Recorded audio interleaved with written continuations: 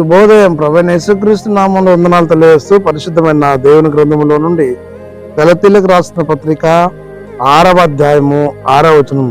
వాక్యోపదేశం పొందువాడు ఉపదేశించువానికి మంచి పదార్థములలో భాగం ఇయ్యవలెను.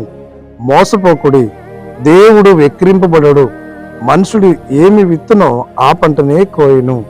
ప్రార్థన చేసుకుందాం. పరిశుద్ధుడా, ప్రేమ కలిగిన తండ్రి, వందనాలు స్తోత్రాలు చెల్లిస్తూ వాక్యము దానించి ధన్యతకి మహిమ చెల్లించుకుంటూ యేసుక్రీస్తు పేరట ప్రార్థించి అడుగుచున్నాము తండ్రి, ఆమేన్.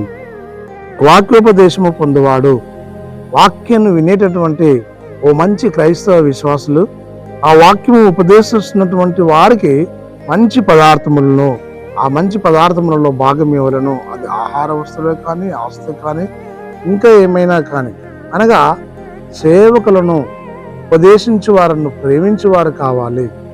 ఇక మెల్కీషెదెకు మరి తన యజమానుడైనటువంటి ఆ క్రీస్తు మాటకు లోబడి జీవించినప్పుడు అబ్రహాము మెల్కీషెదెకు యాజక ధర్మం చొప్పున అబ్రహాము దశంశం చెల్లించినట్లుగా చూడగలం. ఇక్కడ దేవుడు వెక్కిరింపబడడు. నిజమే, మనము ఏమి ఇత్తుతామో అదే పంట కోస్తాము.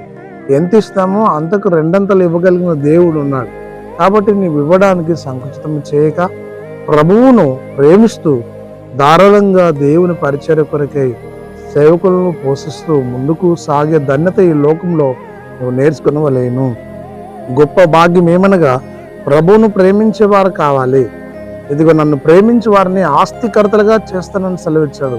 కాబట్టి ప్రియ సహోదరి సహోదరుడా, నేను కూడా ప్రభువును వాక్యోపదేశం చేయ వారిని ప్రేమిస్తూ మంచి పదార్థంలో భాగమిస్తూ దైవ దీవెన పొందుకొని దేవుని మయపరిచినట్లు పరిశుద్ధాత్మ దేవుడు తోడై ఉండి నడిపించిన గాక. ఆమేన్. మహోన్నతుడా, స్తుతి స్తోత్రాలు చెల్లిస్తూ వాక్యము దాని నుంచి ధన్యతకే మహిమ చెల్లించుకుంటూ యేసు నామంలో ప్రార్థించి అడుగుచున్నాము తండ్రి, ఆమేన్. తండ్రి, కుమార పరిశుద్ధాత్మ త్రియేక దేవుడు సదాకాలం తోడైండి దీవించి ఆశీర్వదించును గాక. ఆమేన్.